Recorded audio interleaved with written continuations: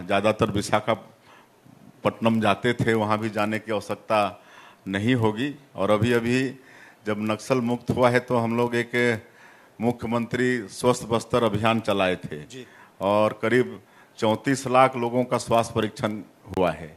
घर घर हमारे स्वास्थ्यकर्मी जाकर 4 लोगों की टीम जाकर एक एक व्यक्ति का स्वास्थ्य परीक्षण किए हैं और करीब 40,000 लोगों का उपचार भी हुआ है। और बड़ी बीमारी हुई है तो उनको रेफर भी किए हैं। तो इस तरह से बस्तर क्षेत्र जो विकास से अछूता था तो वहाँ भी स्वास्थ्य को पहुँचाने का काम किए हैं जी। हमने नालंदा और एक और अभियान चला रहे हैं अभी बस्तर के क्षेत्र में, बस्तर मुन्ने, ये गोंडी भाषा में है, इसका अर्थ है अग्रणी बस्तर।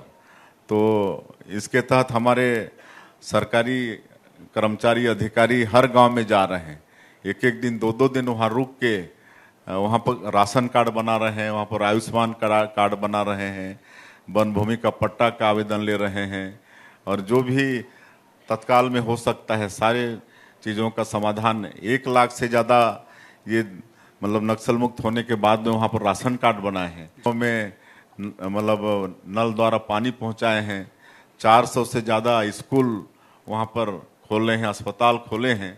तो नियद नीलानार योजना ये गोंडी भाषा में है, इसका हिंदी अनुवाद है आपका सुंदर गांव। तो उसके तहत जब हम लोग नक्सलवाद के खिलाफ में लड़ाई शुरू किए तभी से योजना भी लागू कर दिए थे, क्योंकि हम लोग को पता था कि नक्सलवाद का खात्मा ही पर्याप्त नहीं होगा, बल्कि जो 40-50 साल से विकास से मतलब वंचित रहे तो वहाँ तक विकास भी पहुँचाना होगा। तो ये विकास का काम भी कर रहे हैं। अभी हम लोग जो कैंप खाली हो रहे हैं उसको सेवा डेरा के रूप में परिवर्तित कर रहे हैं।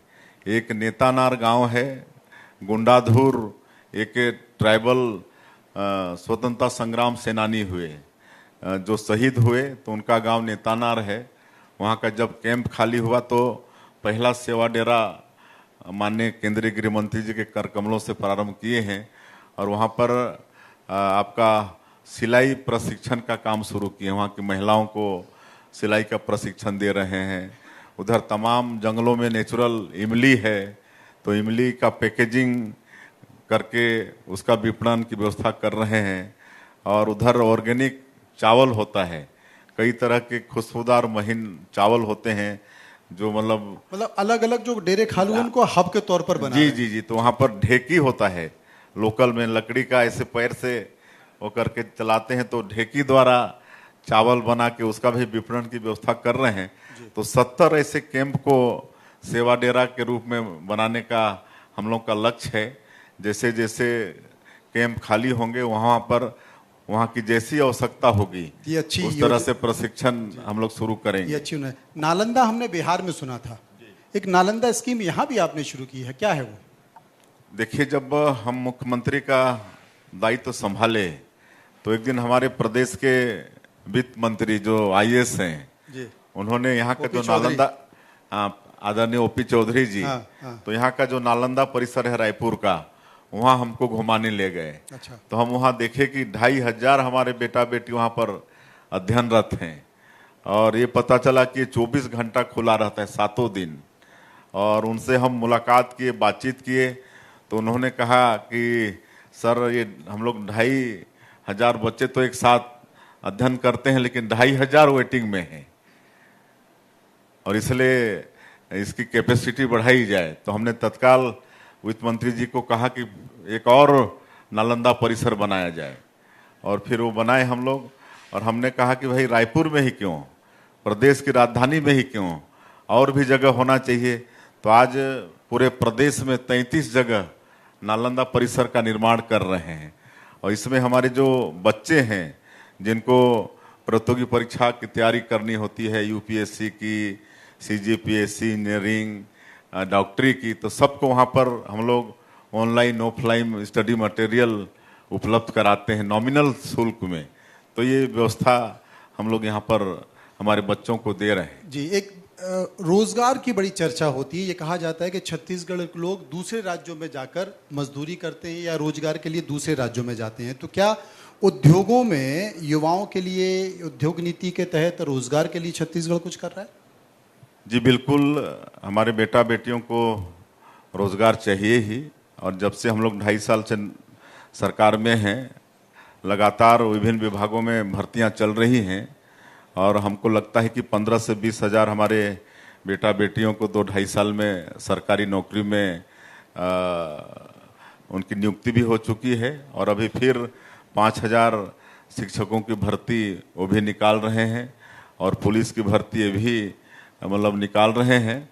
लेकिन इसके बाद भी हम जानते हैं कि सभी बेटा बेटियों को हम लोग सरकारी नौकरी में नहीं रख सकते। तो जो हमारी नई उद्योग नीति है, इसमें रोजगार को विशेष महत्व दिए हैं।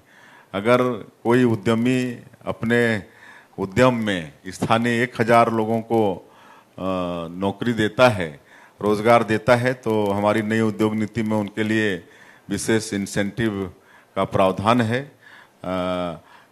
तो ये हम लोग व्यवस्था किए हैं और आने वाले समय में अभी नई उद्योग नीति आने के बाद 1-1.5 साल के अंदर में ही 8 लाख करोड़ का एमओयू हुआ है। और एमओयू हुआ ही नहीं हुआ है, बल्कि सब धरातल में काम स्टार्ट भी हो गया है। यहाँ पर सेमीकंडक्टर प्लांट का काम शुरू हो गया है, एआई बेस्ड डाटा सेंटर का काम शुरू हो गया है, टेक्सटाइल यहाँ पर आया है, निफ्ट शुरू हो गया है। यहाँ पर हमारा जो पुराना विधानसभा भवन है, हम लोग नए विधानसभा में शिफ्ट हो गए तो वो खाली था, तो उसमें उनका भवन नहीं बनने तक उसको दिए हैं। तो इस तरह से करीब आने वाले वर्षों में 1.25 लाख ये नई उद्योग नीति के तहत जो उद्योग लगेंगे, उसके माध्यम से हम अपने बेटा बेटियों को नौकरी देंगे। और अभी ये बरसात जैसे ही बीतेगा वैसे ही हम लोग रोजगार मेला लगाने वाले हैं। बहुत बढ़िया। और इसमें जितने भी जो इसके लिए तालियां होने चाहिए। हाँ, कम से कम युवाओं को रोजगार मिलेगा। इसमें जितने भी हमारे जो उद्योगपति हैं, सबके यहाँ जरूरत होती है और सबका स्टॉल लगेगा और रोजगार मेला के माध्यम से उसमें भी हम लोग अपने बेटा बेटियों को रोजगार दे पाएंगे। बहुत बढ़िया। बहुत सारे भारी सवाल हो गए, एक हल्का पूछ लेता हूँ। आप ज्योतिष में यकीन करते हैं क्या? ज्योतिष में, कुंडलियों में? थोड़ा करते हैं क्योंकि मैं अंगूठियां देख रहा हूँ, अंगूठियों की संख्या बढ़ती जा रही है आपकी। करते हैं आप, मानते हैं? कोई ऐसी घटना बताइए जो वाकई ज्योतिष को, किसी ज्योतिषी ने आपको बताया हो और आपने कहा हाँ बिल्कुल सही हुई। अब देखिए, मैं थोड़ी सी अपनी बात बता दूं जी। मैं एक छोटा सा गांव का रहने वाला हूं। बगिया गांव मुश्किल से 2,500-3,000 आबादी वाला गांव है और वहां का एक किसान का बेटा हूं। और मैं जब 10 साल का था तभी पिताजी नहीं रहे, उनका साया हमारे सर से उड़ गया। और चूंकि परिवार में मैं ही बड़ा था और एक दादी माँ विधवा थी, हमारी माता विधवा हो गई, तो हमारे पास तो बड़ी जिम्मेदारी आ गई। पढ़ाई लिखाई भी करना है, खेती बाड़ी भी करना है, कह कि हमारी आजीविका का एकमात्र साधन खेती बाड़ी ही था। तो खेती बाड़ी भी करना है। तो जो बचपन का एक वो होता है ना, मस्ती करना, खेलना कूदना, सब छूट गया। सब छूट गया। कोई हमारे नसीब में था ही नहीं। शुरू से ही जीवन बड़ा संघर्षमय था। तो चलिए दर्शकों, आगे बढ़ेंगे। इस बीच आपको सीधा लेकर चलते हैं जहां पर दिल्ली के मुख्यमंत्री रेखा गुप्ता तीज महोत्सव के